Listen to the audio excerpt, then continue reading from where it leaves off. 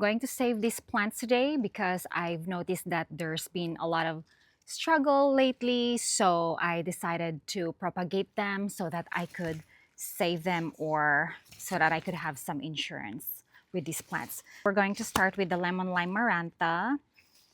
I've been very inconsistent in watering these plants. There has been some browning on the leaves, some wilting, and also there's some burn on the leaves as well. I'm going to propagate it to make sure that I have an extra just in case something happens to this one. And this one is my Monstera adansonii. It was gifted to me by my friend and it's been growing really fast and I haven't been the best in caring for it. As you can see, I didn't put any more sphagnum moss on the moss pole, just growing like really wonky right now.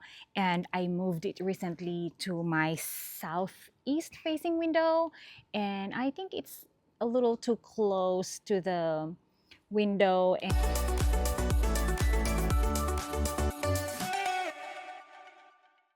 there's also some burn marks here. So what I'm gonna do, I'm going to propagate this one. That way it doesn't grow too tall and probably grow another one or I can list it on my Etsy once the roots are well established. My favorite propagation technique is using water. So I'm going to cut it here on this node. I'm going to cut it here on this node and dip it in rooting powder and wait it to callus over, and then I'm just gonna put it in my propagation bottle, which is this one right here. And I'm also gonna add a little bit more powder here just to make sure that it doesn't rot and that way it produces more roots.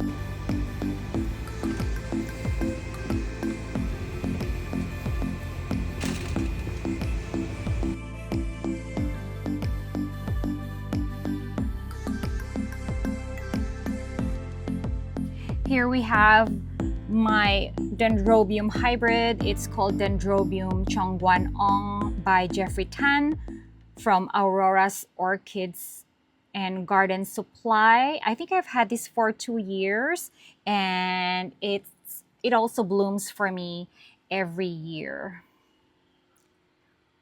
And what do we have here? This is a very tall Dendrobium all the way up there. I got this last year in the San Francisco Orchids in the Park, and now it's currently thriving here in the greenhouse and it looks like it's about to bloom. So that one, and also one of my favorite Cattleyas. This is Cattleya aclandiae. It's a Cattleya species, and I'm going to pop a photo of the flower here on the screen so that you could see how beautiful this spotted orchid is.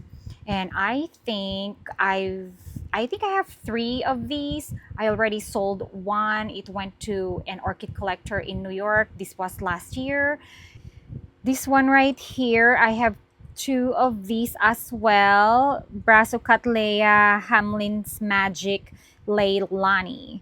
I've had this for 2 years as well, and it came from Hawaii. I have that, and the other one is right here, and both of them are blooming.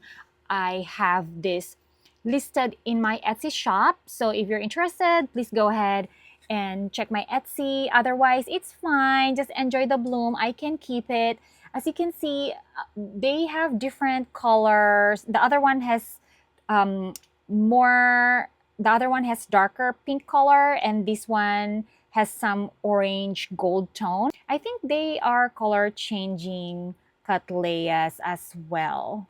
So it depends on the light levels that they receive. And there's couple more buds there that are about to open. And then over here, this is my Hoya surigawensis. I've been watching the new leaves every single day because they just get bigger and bigger each day. And yeah, ever since I moved it here in the greenhouse, they just started taking off. I think they really love hotter temperatures. And this one as well, I can put a photo or a video on the screen just to see and just to show you an update how the leaf became this big. Hoya dinner plate. And there's a couple more here, and hopefully it continues to grow. Over here we have Hoya pacharawalai icensis. It already bloomed for me twice this year, and now the peduncles are starting to swell again, and it looks like it's gonna give me another one right here. If you like this content, please click subscribe, and that way you can get updated on what's going on with our plants here in the greenhouse. This one right here, it's currently in bloom. It's Vanda. This one, I'm not kidding, it blooms multiple times a year for me. Ever since I got this, I think I've had this for 3 years, and it just keeps blooming for me every year. I feel like it bloomed early this year because last time it bloomed around fall season. And here it is. I can't find the ID, but I'm gonna look for it so that I could put it here. Oh, here it is. The ID is buried somewhere. Oh, there it is. Vanda Tony Yellow Star. This is from Thailand. And there's another one right here. This is Vanda Pine River. It's almost done blooming. It's been blooming for, I think, a couple months now. So I think it's about time for it to finish blooming. And this one, they just opened recently. MCV Frances Fox. They don't have fragrance. So far, I haven't smelled any fragrance on this one. And another one is about to open. I can't wait.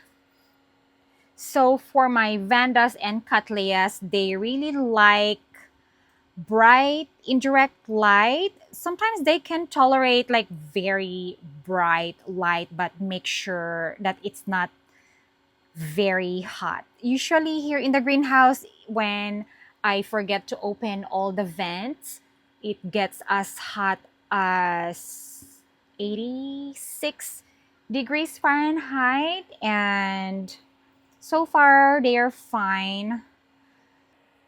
This one right here is my Hoya Sarawak cream. And ever since I got this, they started producing newer leaves as well. So this one is another baby leaf, another one right here.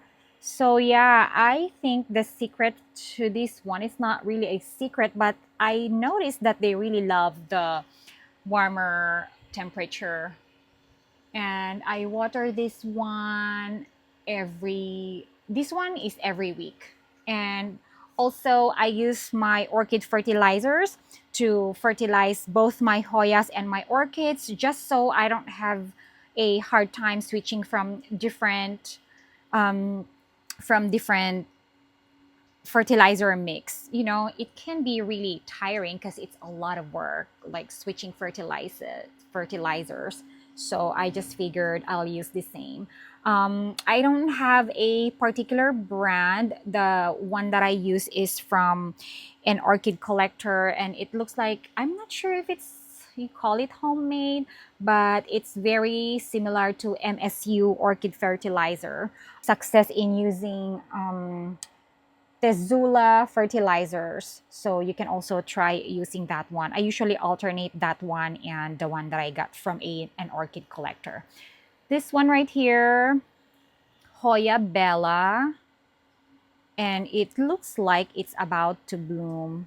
It's giving me a lot of peduncles here. I'm so excited. I'll try to find the video or photo of the blooms here so that you could see how beautiful it is. And make sure to come back to this channel in I don't know, in a month, in a few weeks to see an update on how they are blooming. This one right here, oh, it's so beautiful. This is my Stephania sepharantha. It's a caudex plant, and I got it from Etsy.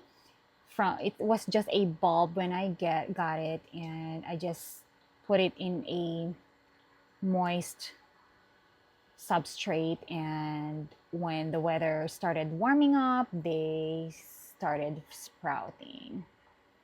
So this is one of my this huge leaf right here. This is my Hoya glabra Fletcher. I moved it from the inside here to here in the I moved it from my house here in the greenhouse, and so far it's not doing anything, but hopefully it does something soon. And this is my gosh, this one, I thought it was gonna die last winter. It lost all its leaves, but it started sprouting, and it has, oh my gosh, I don't know how many plants are here. It's from those little corms. So, oh, and by the way, before we're done here, you should have this kind of orchid. It's called coconut orchid or Maxillaria tenufolia. It smells so good, so strong, so overpowering, and you should have this one, I swear. It smells really good between vanilla, chocolate, coconut, that beautiful blend of scent. If you have this inside your greenhouse or inside your home, as soon as you enter your home, you pass by this plant, it smells so good. So this is my Maxillaria tenufolia. You should have this one, I'm telling you. So anyway, here we are. And for the Adansonia, I decided to do a couple more cuttings. That way it doesn't crowd the moss pole. So here it is. And I'm going to put them here in my IKEA Vitsjo cabinet. I mean, it's not a cabinet. Technically, it's a shelf. We need to make it right. So yeah, I don't know where I'm gonna squeeze this in, but I'll figure out.